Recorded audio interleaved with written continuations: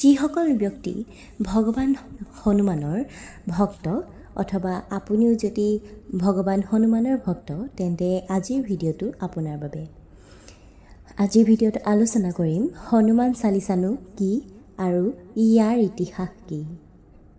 লগতে হনুমান চালিচাৰ নিয়মৰ বিষয়ে এই ভিডিঅ'ৰ মাধ্যমেৰে আপোনালৈ মই আগবঢ়াম। তেন্তে আহক ভিডিঅ'টো আৰম্ভ কৰোঁ। হিন্দু ধৰ্মৰ অনেক দেৱ দেৱী ভগৱান হনুমানে লাখ লাখ হিন্দুৰ অন্তৰত এক বিশেষ স্থান দখল কৰিছে। জনবিশ্বাস অনুসৰি হনুমান চালিচা নিয়মীয়াকৈ শুদ্ধ নিয়মত পালন কৰি হনুমান চালিচাৰ আবৃত্তি হ'ব পাৰে ভগৱান হনুমানক সন্তুষ্ট কৰাৰ আৰু তেওঁৰ পৰা আশীৰ্বাদ বিচৰাৰ আটাইতকৈ সহজ উপায়। হনুমান চালিচা কি আৰু ইয়াৰ ইতিহাস কি? হনুমান চালিচা হনুমান ভগৱানৰ প্ৰশংসাত ৰচিত এটি ভক্তিমূলক গীত। চালিচা আচলতে ষোড়শ শতিকাৰ ভাৰতীয় সাধু আৰু কবি গোস্বামী তুলসীদাসে ৰচনা কৰা ৰামচৰিতমানস নামৰ এখন সম্পূৰ্ণ মহাকাব্যৰ সৰু অংশ। তেওঁৰ বিস্ময়কৰ ৰচনাৰ বাবে তেওঁক ৰামায়ণৰ মূল লেখক সন্ত বাল্মীকিৰ অৱতাৰ বুলিও গণ্য কৰা হয়। প্ৰকৃততে স্বামী তুলসীদাসে এই চালিচা ৰচনাৰে ভগৱান হনুমানক জনসাধাৰণৰ মাজত জনপ্ৰিয় কৰি তুলিছিল। যদিও বিভিন্ন দেৱতাৰ বাবে বহু প্ৰকাৰৰ চালিচা তৈয়াৰ কৰা হয়, তথাপিও ভগৱান হনুমান ভক্তসকলৰ দৃঢ় বিশ্বাস যে ইয়াত বিক্ষিপ্ত মনটোক সুস্থ কৰাৰ এক বিশেষ ধৰণৰ অলৌকিক আৰু মানসিক ক্ষমতা আছে। হনুমান চালিচা আবৃত্তি কৰাটো অতি সহজ, কাৰণ ইয়াত সাধাৰণতে বৈদিক গীত আৰু মন্ত্ৰৰ দৰে কোনো শক্তিশালী শব্দ নাথাকে, যিবোৰ সাধাৰণ ব্যক্তিৰ উচ্চাৰণ কৰাটো অত্যন্ত কঠিন নহয়। নিয়মীয়াকৈ সংস্কৃত শ্লোকৰ সৈতে চোকা বিপৰীতে সহজে বুজিব পৰা ভাষাত লিখা 40টা চৌপাই বা পদৰ সংকলন। প্ৰতিটো শব্দ স্পষ্টকৈ আৰু উচ্চস্বৰে উচ্চাৰণ কৰক। আপুনি আপোনাৰ উচ্চাৰণৰ বিষয়েও সচেতন হ'ব লাগে, যিটো নিখুঁত আৰু স্তৱকৰ মাজত এটা বা দুটা শব্দ এৰি দিয়াৰ দৰে ভুলৰ পৰা মুক্ত হ'ব লাগে। বহুতে মুখতেই মনে মনে হনুমান চালিচা জপ কৰি ভাল পায়, যদিও উত্তম ফলাফলৰ বাবে উচ্চস্বৰে আবৃত্তি কৰাটো বাঞ্ছনীয়। সূৰ্য উদয়ৰ আগতে হনুমান চালিচা আবৃত্তি কৰক। হনুমান চালিচা পঢ়াৰ কথা আহিলে কোনো নিৰ্দিষ্ট নিয়ম নাই। যিকোনো সময়তে আৰু যিকোনো ঠাইতে পঢ়িবলৈ, শুনিবলৈ বা আবৃত্তি কৰিবলৈ আপুনি স্বাধীন। কিন্তু যদি আপুনি ইয়াক পঢ়াৰ পচন্দৰ পদ্ধতিটো গ্ৰহণ কৰিব বিচাৰে, তেন্তে সেয়া হ'ব সূৰ্য উদয়ৰ আগতে, যিটো হ'ব পুৱা 4-5 বজাৰ ভিতৰত।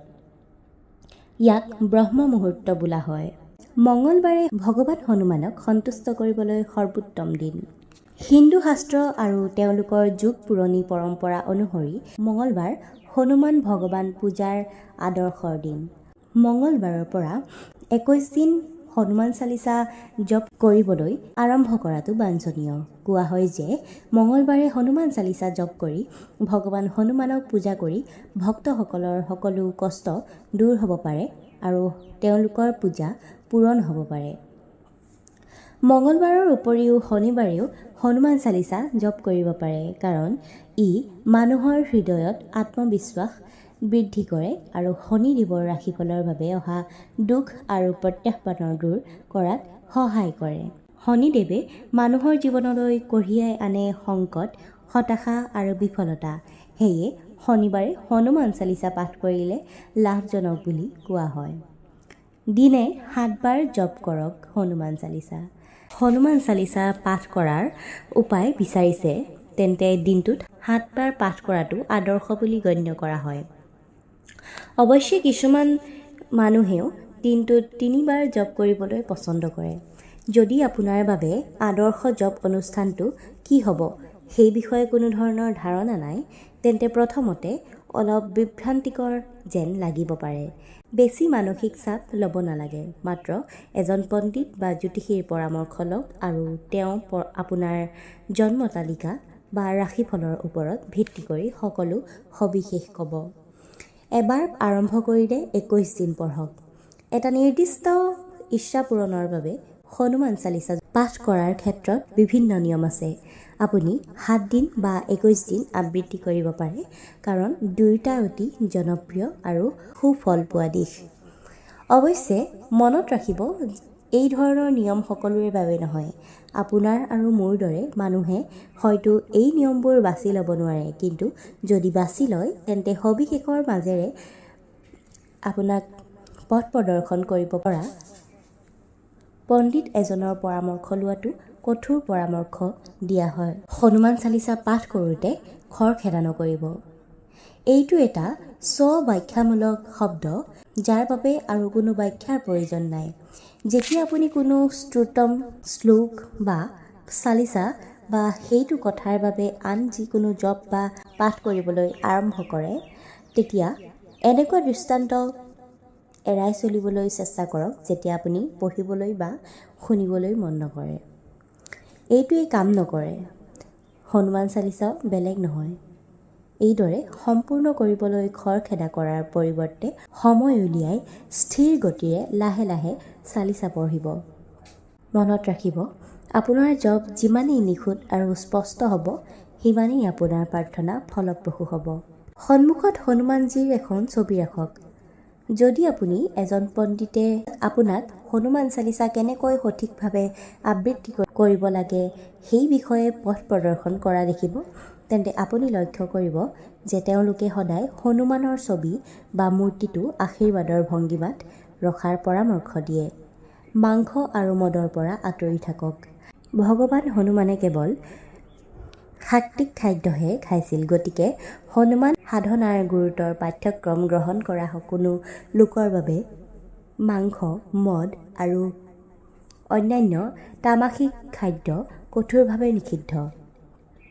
কিন্তু আপুনি যুক্তি দিব পাৰে যে এই নিয়ম কেৱল সেইসকলৰ ক্ষেত্ৰতহে প্ৰযোজ্য যিসকলে সক্ৰিয় সাধনা অভ্যাসৰ অধীনত আছে। নিয়মিতভাৱে হনুমান চালিচা জপ কৰি মদ খোৱা বা মাংস খোৱাটোৱে কেতিয়াও অনুকূল ফল নিদিয়ে।